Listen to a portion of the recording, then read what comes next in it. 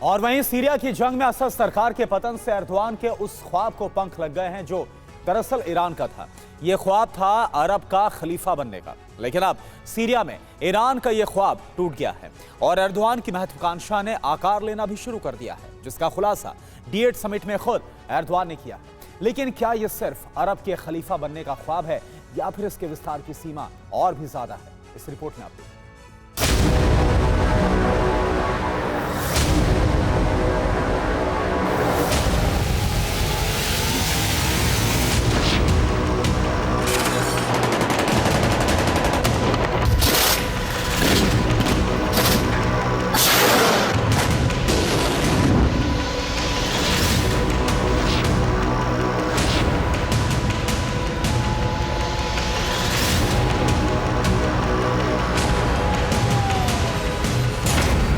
D8 की बैठक में ऐलान, खलीफा बनेंगे। क्या आपने शेयर बाजार में बिना कुछ जाने इन्वेस्ट किया और नुकसान उठाया?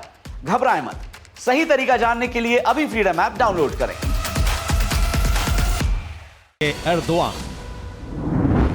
डेवलपमेंट 8 कंट्रीज की मिस्र के कायरो में हुई बैठक इस बार सबसे ज्यादा हलचल भरी रही। ये बैठक हालांकि 8 मुस्लिम रिपब्लिक देशों के विकास पर केंद्रित होती थी, लेकिन एर्दोआन ने इस बैठक का उद्देश्य ही बदल दिया। उद्देश्य है खुद को मुस्लिम देशों के खलीफा के तौर पर स्थापित करना, जिसमें सीरिया की जंग एक अहम मोड़ साबित हुई।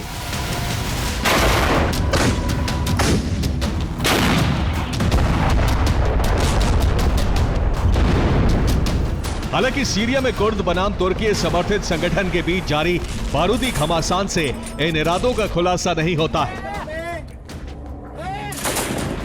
बल्कि जंग की वजह से मिडिल ईस्ट के बदले हालात को एर्दोआन ने सही मौका मानकर खुद अपने मंसूबों का खुलासा कर दिया है। ईरान के मुस्लिम देशों का प्रमुख बनने का ख्वाब एर्दोआन ने सीरिया की जमीन पर तोड़ दिया है और ईरान के प्रेसिडेंट मसूद पेजेश्कियान के सामने ही उन्होंने घोषणा कर दी कि अब तुर्की मुस्लिम साम्राज्य में एक लौता खलीफा होगा और इसके लिए वो किसी भी हद तक जा सकती है।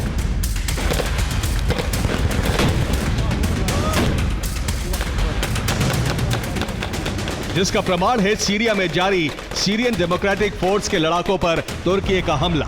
ये वही विद्रोही संगठन है जिसने असद के साम्राज्य के पतन में अहम भूमिका निभाई है, जिसे संघर्ष के लिए अमेरिका ने हथियार दिए हैं, लेकिन अब अमेरिकी हथियारों से ये गुट तुर्की का सामना कर रहा है।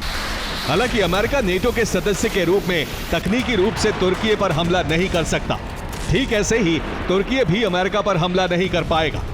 इसलिए एसडीएफ को बचाने के लिए अमेरिकी फोर्स फ्रंट पर तैनात है। पेंटागन के अनुसार सीरिया में इस समय भी 2000 अमेरिकी सैनिक मौजूद हैं।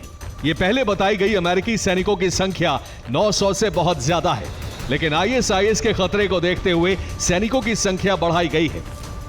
हालांकि ये एक तकनीकी कारण है, लेकिन मकसद अमेरिका का कुछ और है, जिसकी पुष्टि करता है एर्दोआन का ऐलान, जिसमें उनके इरादे झलक रहे हैं। इरादा है ऑटोमन साम्राज्य यानी उस्मानी साम्राज्य फिर से कायम करना, और इसमें सीरिया युद्ध की भूमिका कुस्तुनतुनिया युद्ध जैसी है, जिसके बाद ऑटोमन साम्राज्य का बेतहाशा विस्तार हो गया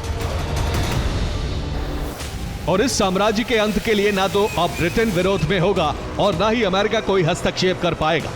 और सीरिया की जमीन पर एर्दोआन की कठपुतली के काबिज होने के बाद तुर्की आगे भी बढ़ता दिख रहा है। मतलब साफ है कि एर्दोआन के नए साम्राज्य की कल्पना की पहली तस्वीर सीरिया है, जहां तुर्की जैसा माहौल बनाने की कोशिश होगी ताकि सीरिया एक मॉडल बने और एशिया यूरोप से लेकर उत्तरी अफ्रीका तक तुर्की से प्रभावित हो।